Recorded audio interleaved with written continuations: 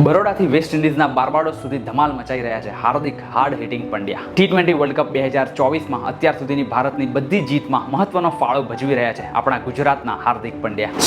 સમયની વાત છે.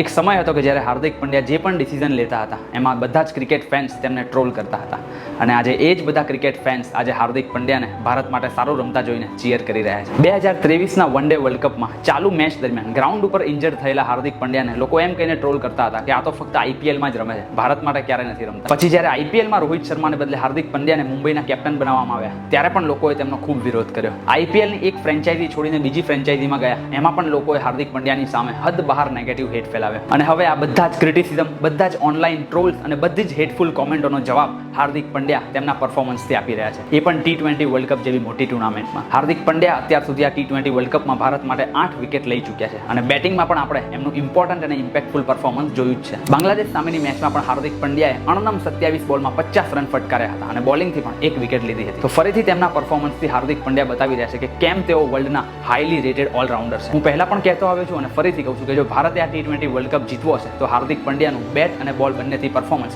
ખૂબ જ ક્રુશિયલ રહેવાનું છે. હવે આટલા મોટા ઇન્ટરનેશનલ લેવલના પ્લેયર હોય એટલે ક્રિટિસિઝમ તો થવાનું, એમાં કોઈ ઇશ્યુ નથી. પણ એઝ અ ફેન જ્યારે તમે તમારી વ્યક્તિગત ચોઇસના લીધે કોઈ પણ પ્લેયર ઉપર હેટફુલ કોમેન્ટ્સ કરો છો, અબ્યુઝ કરો છો, તો ધેટ ઇઝ નોટ એક્સેપ્ટેબલ. તમારું શું કહેવું છે મને નીચે કોમેન્ટમાં ખાસ જણાવજો.